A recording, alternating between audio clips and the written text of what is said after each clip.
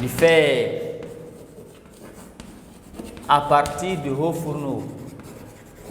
À partir du haut fourneau.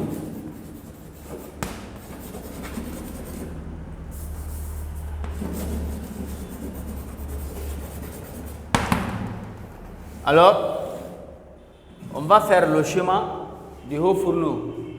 Nous avons le haut fourneau qui est devant nous.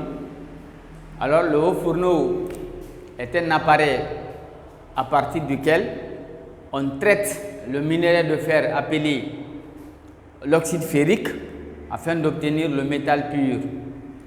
Alors ici, cet appareil comprend trois parties fondamentales. La première partie est appelée le gueulard.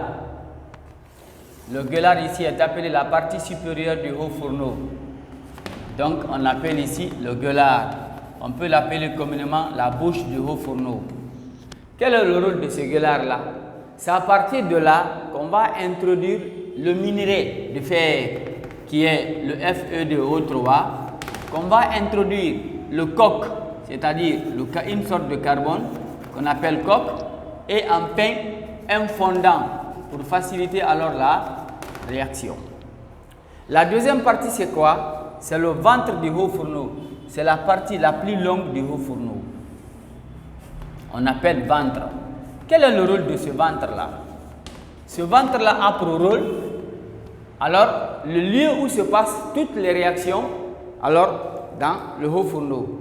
Et la dernière partie est appelée la cuve. Cette cuve-là, également, est la partie inférieure du haut fourneau. Alors, son rôle, les produits des différentes réactions qui vont se produire dans ce haut fourneau. On va voir comment ce haut fourneau fonctionne. On va introduire dans la partie supérieure appelée gueulard ces trois corps, à savoir le minerai qui est l'oxyde ferrique, le coke qui est une sorte de carbone symbolisé par C, et un fondant qui peut nous permettre alors de faciliter les réactions. Lorsque nous versons là, ça c'est la rentrée de l'air chaud. Il y a l'air chaud ici, avec la température de 250 degrés Celsius, 400 degrés Celsius. Il y a ce qu'on appelle la transformation de ce coke-là en dioxyde de carbone. Donc, la première réaction, c'est que le coke-là va être transformé en dioxyde de carbone. Donc, on a le carbone C plus le O2 qui va passer ici au CO2. Alors, la réaction va continuer. Il y a toujours une quantité alors de carbone qui va rester non brûlé. Quand on dit le coke, ce n'est pas toute la quantité alors qui va être attaquée à la fois. La réaction va se passer mol à mol. Donc la première quantité qui va subir l'oxydation va donner naissance à ce qu'on appelle ici le dioxyde de carbone CO2. Arrivé à une température qui dépasse les 1000 degrés Celsius, qu'est-ce qui va se passer? Ce dioxyde de carbone là va rentrer en contact avec le carbone pour donner ce qu'on appelle le monoxyde de carbone. Pour l'équilibrer, ici l'oxygène est pris 4 fois. Au deuxième membre, il est pris 2 fois. Mais les 4 atomes d'oxygène du premier membre ne sont pas dans un même composé, ils sont divisés. On va voir alors entre les deux composés, quel est celui qui contient le plus grand nombre d'atomes d'oxygène. Alors c'est le minerai en question, Fe2O3. Donc on va considérer les 3 là, qu'on va donner au CO2. Donc le CO2 va être pris 3 fois. En le faisant, le carbone du CO2 va être pris 3 fois. Alors que le carbone du monoxyde au premier membre va être pris 1 fois. On le multiplie par 3 aussi. Automatiquement, le carbone sera pris 3 fois dans le CO et l'oxygène aussi 3 fois. Les 3 de l'oxygène du CO et les 3 de l'oxygène du minerai vont faire 6. Au CO2 également, on a 3 fois 2 égale à 6. Au premier membre, le fer Fe il est pris 2 fois. Au deuxième membre, le fer est pris 1 fois. On le multiplie par 2. Le carbone qui sera obtenu à l'état liquide. Donc ici, c'est la rentrée de l'air chaud. De l'air chaud, je vais dire, l'air chaud. Alors, et là, nous avons les coulées de fonte qui sont là. Coulées de fonte. Alors, la fonte là, c'est quoi? La fonte,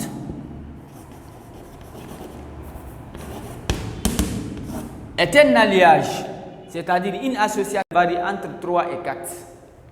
Donc, c'est un alliage de fer et de carbone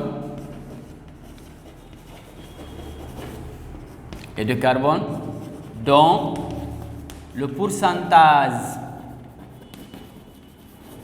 du carbone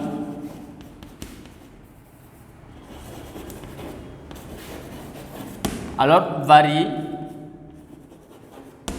entre 3% à 4%. Voilà ce qu'on appelle ici la fonte. Maintenant, le carbone restant qui est là va rentrer en contact avec les impuretés pour donner ce qu'on appelle le laitier. Donc le laitier va se former. Voilà comment à travers ce haut fourneau, on obtient l'alliage qu'on appelle la fonte. Donc la fonte ici est obtenue à l'état liquide. Donc il y a une combinaison du fer et du carbone non brûlé. Mais dans ce composé là, dans cet alliage, le pourcentage du carbone varie entre 3 et 4%. Je vais également expliquer comment on peut obtenir ici l'acier. Donc obtention de l'acier.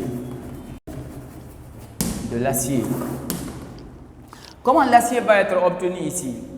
La fonte qui est là contient des impuretés. Parmi ces impuretés, il y a le carbone, il y a le soufre, il y a le phosphore. Il y a également le silicium. Donc les impuretés de la fonte. Les impuretés de la fonte. Il y a le carbone qui y est. Il y a le silicium.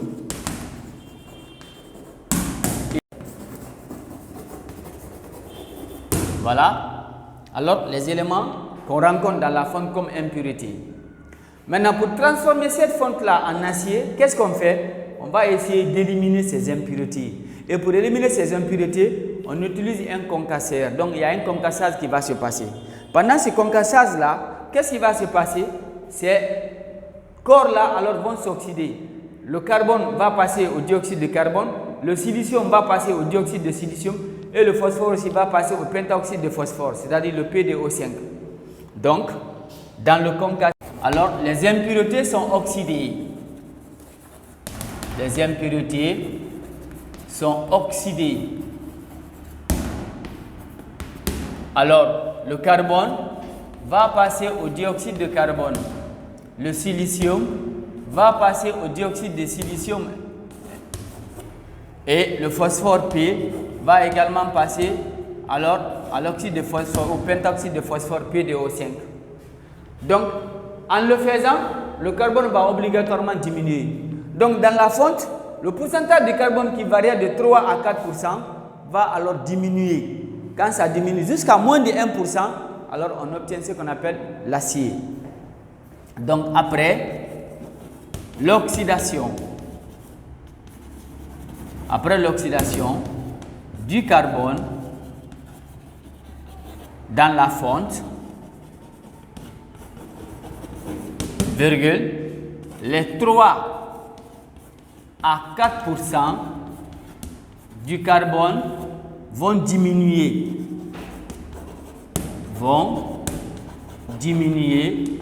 Jusqu'à moins de 1%. Jusqu'à moins de 1%. Ça veut dire inférieur à 1. Donc, le pourcentage du carbone va devenir inférieur à 1. Donc, on obtient l'acier. Donc, il y a une différence entre la fonte et l'acier. La différence, c'est quoi? On a dit que la fonte est un mélange, est un alliage de fer et de carbone, mais dont le pourcentage de carbone varie entre 3 et 4%. Alors que dans l'acier également, il y a bel et bien le carbone et le fer. Mais dans l'acier, le pourcentage du carbone est inférieur à l'unité à 1. Donc voilà la différence fondamentale entre l'acier et la fonte.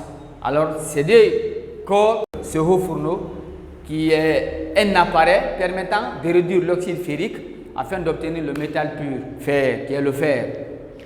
Alors l'appareil qui est là peut avoir ici une longueur de 40 mètres et une largeur de 10 mètres dans les conditions normales. Donc c'est à peu près les dimensions minimales de cet appareil. Et comme vous voyez écrire, on dit que ça comprend 3 parties fondamentales. La première partie, c'est le gueulard qui joue le rôle de la bouche. On peut aussi l'appeler la partie supérieure du haut fourneau. C'est cet endroit où on doit introduire le fondant, le coq qui est le carbone et le minerai. Arrivé au niveau du ventre, les réactions vont commencer à se produire. Et les produits de ces réactions-là sont obtenus à la dernière cuve. Voilà en quelque sorte comment cet appareil appelé haut fourneau fonctionne. Et voilà comment on peut obtenir la fonte et l'acier avec la différence entre les deux produits.